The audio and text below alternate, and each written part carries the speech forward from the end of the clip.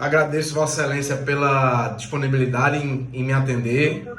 Agradeço pela atenção. Pretendo ser breve, não tomar muito de vosso tempo. Gostaria apenas, doutor Francisco, de conversar rapidamente a respeito de um caso de um cliente da gente, um reclamante de hora recorrente. Esse trabalhador, doutor Francisco, é um trabalhador marítimo, tá? É uma categoria bastante peculiar, né? Por quê? Porque esse trabalhador, doutor Francisco, ele trabalha no regime embarcado, né? Ele, durante o seu período de embarque, seu acordo coletivo, ele prevê que ele possa permanecer embarcado por até 60 dias. Ele trabalha, na verdade, no regime de 1 por 1, né? Ele trabalha embarcado um dia e tem direito a folgar um dia. Só que, obviamente, ele não pode retornar, por ele trabalhar embarcado em alto mar, ele não pode, obviamente, retornar todo dia à sua casa. E aí, o acordo coletivo da categoria desse trabalhador, ele prevê, né, esse regime de 1 por 1, que, ou seja, o tempo que ele passa embarcado, né, de até 60 dias, ele passa o mesmo tempo desembarcado de folga. E aí o primeiro ponto que eu gostaria de falar com Vossa Excelência, doutor Francisco, é no que trata a questão das férias desse trabalhador marítimo. Porque o que é que acontece, Excelência? As férias, simplesmente, elas foram esquecidas no acordo coletivo. Eu tenho certeza que Vossa Excelência sabe tão melhor do que eu que todo trabalhador, após 12 meses de contrato de trabalho, tem direito ao gozo constitucional de férias, né? 30 dias de férias. Então, todo trabalhador, após 12 meses de contrato de trabalho, né, a partir do seu segundo ano de contrato de trabalho, melhor dizendo, ele trabalha a quantidade de dias X menos 30, que é o seu direito constitucional ao gozo de férias. E esse trabalhador reclamante ou recorrente, infelizmente, não lhe é suprimido o direito de gozo de férias. Como eu disse, ele tem o regime de 1 por 1, ou seja, ele trabalha 180 dias embarcado, confinado, e folga 180 dias. Só que aí onde está a questão, doutor Francisco, é a diferenciação, a natureza jurídica distinta entre férias e folgas.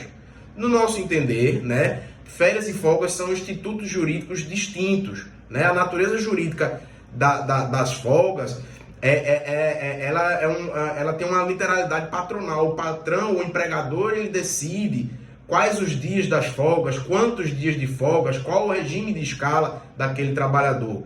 Enquanto a natureza jurídica das férias, ela tem o condão da recuperação da saúde física e mental daquele trabalhador. Como dito, é um direito constitucional consagrado a esse trabalhador após 12 meses de contrato de trabalho.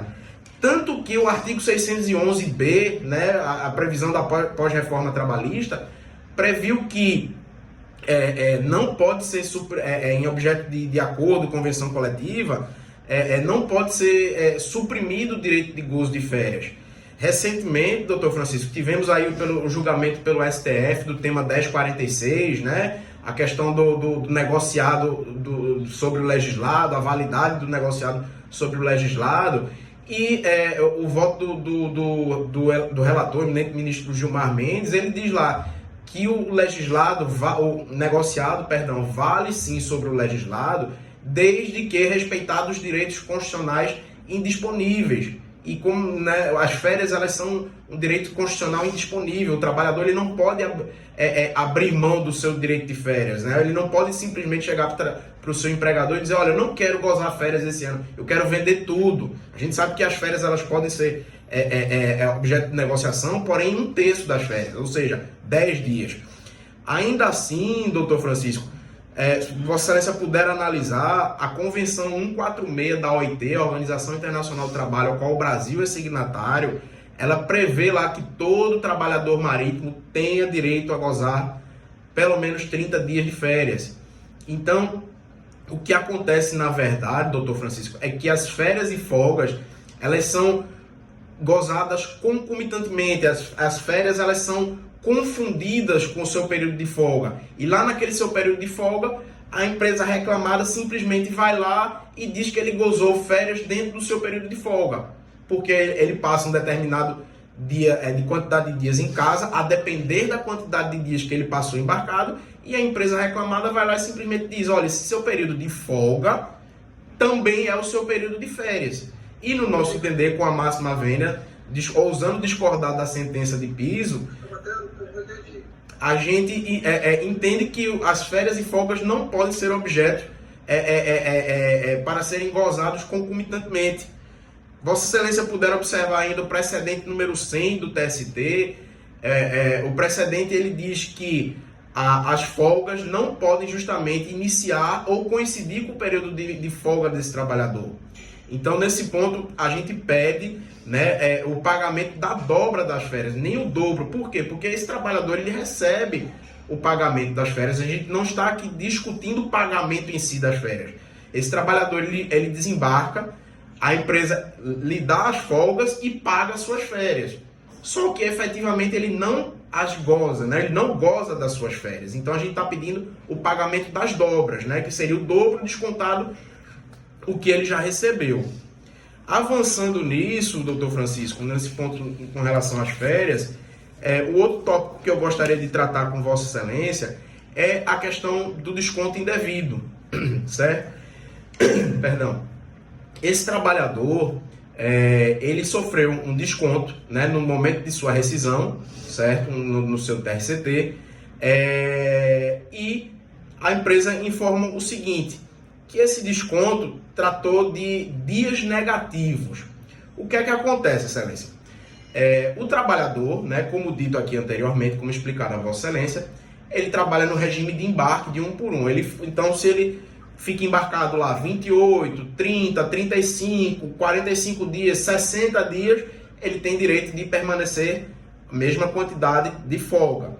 Só que, obviamente, doutor Francisco, o poder de convocação desse trabalhador para embarcar novamente é da empresa, o poder diretivo, né? O trabalhador, ele não tem o poder de chegar após o 60º dia, por exemplo, chegar lá no porto e chegar e se apresentar, olha, estou aqui, vim embarcar. Não, ele depende da convocação da empresa. E nem sempre a empresa convoca aquele trabalhador, né, exatamente no dia seguinte a ele completar o seu período de folga. Esse trabalhador ele pode permanecer por mais tempo desembarcado de folga, como ele pode também permanecer por mais tempo embarcado. E aí o acordo coletivo da categoria prevê esse ajuste, né, de dias no embarque e desembarque. Então, se esse trabalhador permaneceu além do prazo estipulado embarcado, ele vai poder permanecer a mesma quantidade de dias desembarcado. Se esse trabalhador permaneceu, por exemplo, 70 dias desembarcado, esse saldo negativo de 10 dias, teoricamente, ele é para ser recuperado em dias embarcados. Então, ele permanece 70 dias embarcado. E aí, tanto que o acordo, a cláusula 36 do acordo coletivo da reclamada, ele prevê aqui, eu peço vênias a Vossa Excelência para ler aqui, ó. Cláusula 36, período aguardando embarque. Nos casos em que o empregado marítimo estiver aguardando embarque, o período que o mesmo passar desembarcado, além do seu período de repouso, deverá ser compensado em dias de embarque do próximo período embarcado. Portanto, como eu expliquei a Vossa Excelência, esse trabalhador hipoteticamente passa 70 dias desembarcado, ou seja, passou 10 dias a mais para que ele fosse embarcado, ele compensa no próximo embarque esses 10 dias a mais embarcados. E ainda continuando, doutor Francisco, o parágrafo 2º diz: todos os débitos, caso haja, deverão ser compensados no próximo período de embarque.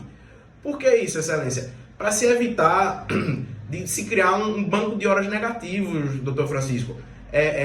Se cada trabalhador permanece um tempo maior desembarcado do que embarcado, isso começa a gerar um banco de horas negativos desse trabalhador, né? E aí, hipoteticamente, esse trabalhador é desligado, daqui a pouco ele vai estar devendo, vai estar o seu TRCT zerado, né? Ele vai estar sendo descontado um valor acima do valor da sua remuneração, o que é vedado por lei.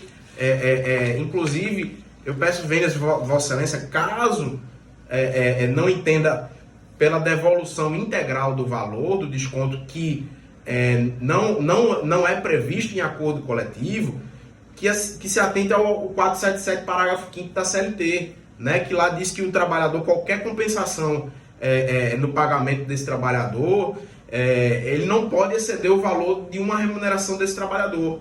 Então, seria um pedido aí sucessivo, no caso seja o entendimento de Vossa Excelência,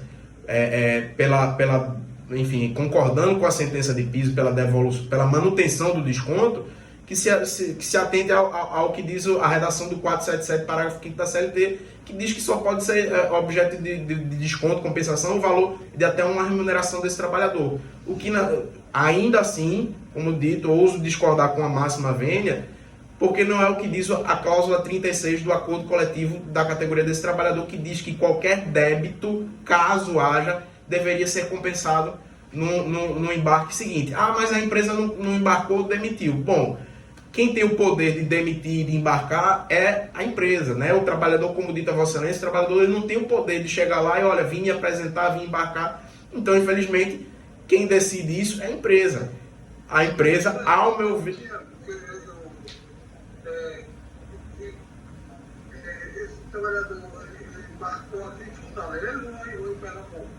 Ele teve embarques em Fortaleza, aí no Porto de Pecém, Porto aqui em Pernambuco, Porto de Suape, Rio de Janeiro, porque como ele trabalha para a Transpetro, então assim, navegando na costa brasileira, né? Fazendo navios petroleiros, enfim. Então ele embarca e desembarca em vários portos da costa brasileira, doutor Francisco. Então, só para finalizar, né, seriam essas as principais considerações, tanto com relação a essa questão do não gozo das férias, né, que a gente pede pagamento das dobras, quanto da devolução do desconto indevido, né, que nós entendemos ser indevido, porque ele fere a cláusula 36 do acordo coletivo da categoria, que diz que qualquer débito, caso haja, deveria ser compensado no embarque seguinte. O acordo é expresso, é tácito, vedando que seja descontado isso, enfim, em sua rescisão, em seu salário. Até porque, doutor Francisco, me permita somente chamar a atenção para finalizar, o que esse trabalhador recebe durante o seu período de repouso é a sua remuneração, é o seu salário. Se esse trabalhador tem que devolver esse valor, é como se aquele período que ele ficou em repouso, ele não recebeu salário, porque ele devolveu para a empresa. Então, aquele período que ele ficou de repouso, mas que estava ali de sobreaviso, o seu repouso remunerado, o seu descanso remunerado, é como se ele não tivesse recebido salário. Entendeu? Então, são essas as considerações que eu gostaria de trazer aqui a Vossa Excelência, né, como relator do recurso ordinário, esclarecendo aí caso Vossa Excelência tenha alguma dúvida nesses pontos. Muito obrigado pela atenção. Eu anotei os pontos que Vossa Excelência destacou. Eu vou dar uma reanalisada nesse processo, tá bom? Tá ok. Eu vou observar o que Vossa Excelência destacou aqui, tá bom? Muito obrigado, doutor Francisco, pela atenção, pela disponibilidade, e um bom dia, um bom trabalho para o senhor. Hoje não choveu, graças a Deus, hoje está sol. Obrigado, um abraço, doutor Francisco. Bom dia. Tchau, tchau.